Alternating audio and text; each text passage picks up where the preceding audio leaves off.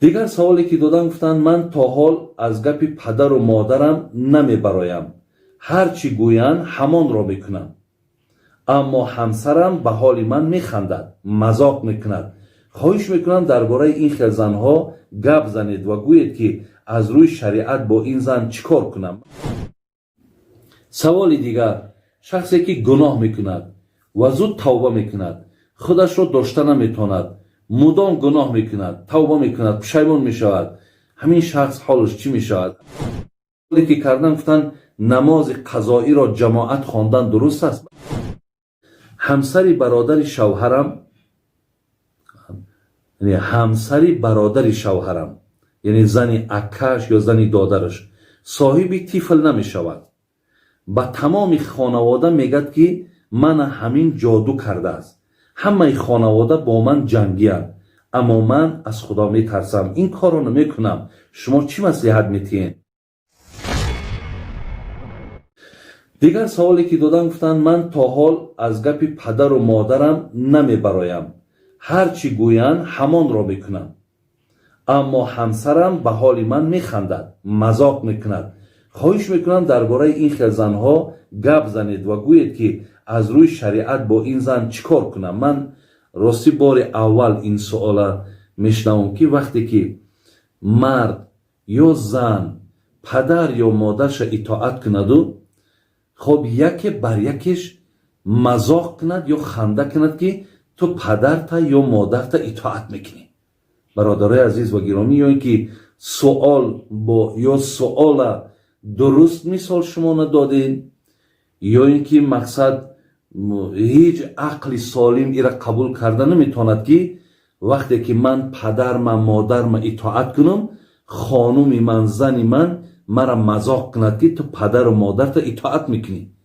агар вай ба шарти мусалмон бошад, агар вай ба шарти аз дин, аз дунё агар огаҳӣ дошта бошад, ҳатто аз динам огаҳӣ надошта бошад, бединам ки бошад, падару модар барои ҳамин одамои бединам муқаддасанд. яъне падару модар барои ҳар як нафар, ҳатто ҳайвон аст, падару модарша мақсад бибинед ки дар наздшон ҳаст, дӯстдорӣ мекунанд. падару модар ҳатто ҳамон ҳайвон ҳаст, ай фарзандшон дифоъ мекунанд. барои ҳамин ин ҷои мазоқ нест, бародарои азиз, ки ман падару модарма итоат кардам ё аз падару модарам мақсад фармонбардорӣ кардам, дӯстдорӣ кардам.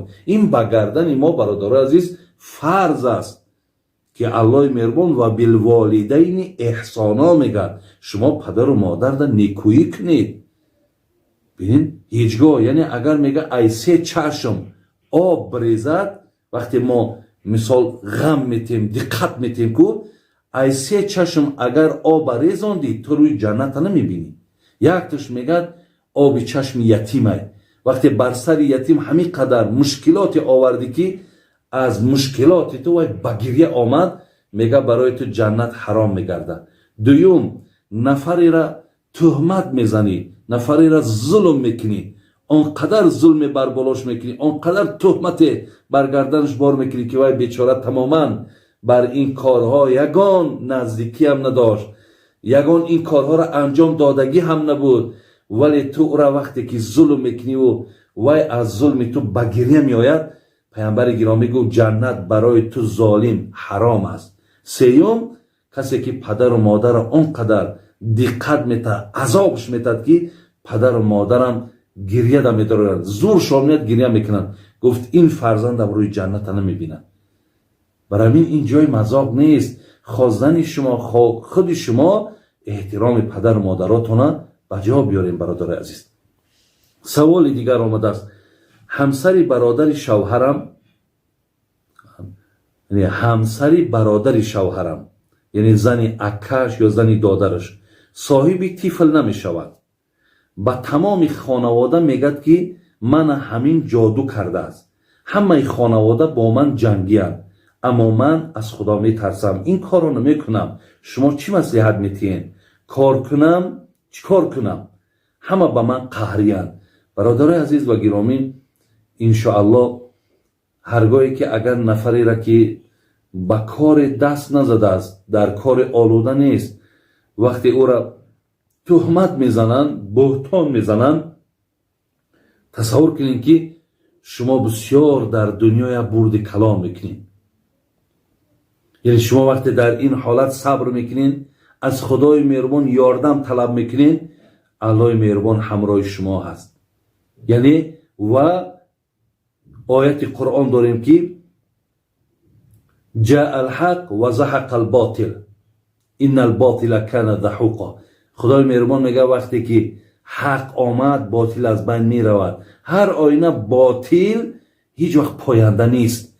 برای همین شما که حق باشین یک روز نه یک روز این حقیقت برادر عزیز رو می شود، بلند می شود، روشن می شود و خدا خواهد همه اینها از شما با عذرخواهی میکنند. هرگاهی که اونها گفتن تو همین کار میکنی، تو فقط این قدر جواب بگو که من در این کار یگان نزدیکی ندارم، مقصد والله قسم به تالله قسم من در این کار یگان مقصد دست درازی ندارم. یکم دویمش که همه وقت فرزند دادن و فرزند ندادن این از نزد الله هست.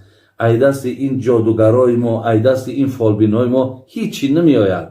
اینا اون جادوگر و فالبین هایی که اکو در قرآن آمده است که در دوره های دیگر پیامبرا بود، اینایش که امروز باقی ماندن ایناش فقط فریبند. ای دست اینا هیچ چیز نمی آید. این بگیم و جادوگرهای اساسی و اصلی نیستن برادران عزیز. ولی به هر حال هم صبر کنین، الله مهربان پاداش رو نمیدهد. دیگر سوالی که کردن گفتن نماز قضایی را جماعت خواندن درست است؟ بله برادر عزیز، اگر شما مبادا که نماز پیشینه، نماز عصر یا دو نمازتان قضا شد، اگر چند نفره باشین که یک جای قضا کرده باشین، یک جای همین قضایی را اگر شما با جماعت خوانین انشاءالله درست میشود. یعنی اذان میگین، قامت میگین، فرض میخوانین، سنتاش اکو ساقط میشود. باز بعد او دویم نماز اگر دو نمازتان باشد قامت میگین، دویم شم میخوانین. اگر سه نماز هم باشد با قامت میگین، با سیم شم میخوانین. یعنی با جماعت هم خواندن نماز قضایی درست است، زیرا که نماز قضا را در مذهب خودمان ابو حنیفه برادر عزیز قضا داشتنش واجبه. یعنی اگر به شرطی که او را ما ادا نکنیم از گردن ما ساقط نمی شود، برای ادا نکردنش همچون تارک صلات، همچون نماز نخواندگی پیش خداوند گناهگار می شوید. سوال دیگر، شخصی که گناه میکند و زود توبه میکند، خودش رو داشته نمیتواند، مدام گناه میکند، توبه میکند، پشیمان میشود، همین شخص حالش چی میشود؟ اکو انشاءالله برادر عزیز هر یک نفری که گناه میکند و توبه میکند، پیامبر نازنین گفتن التائب من الذنب کمن لا ذنب له، کسی که اگر توبه از گناه کرد مثل آن کسی هست که وی گناه نکرده است. لیکن برادر عزیز و گرامی هر یک کار به خودش یک حد دارد، یک حد معین دارد. این نمی شود که امروز من توبه کردم پگه با گناه کردم، پگه با توبه کردم بارزگاه با گناه کردم. معلوم است که این توبه برادر عزیز توبه یعنی نصوح نیست.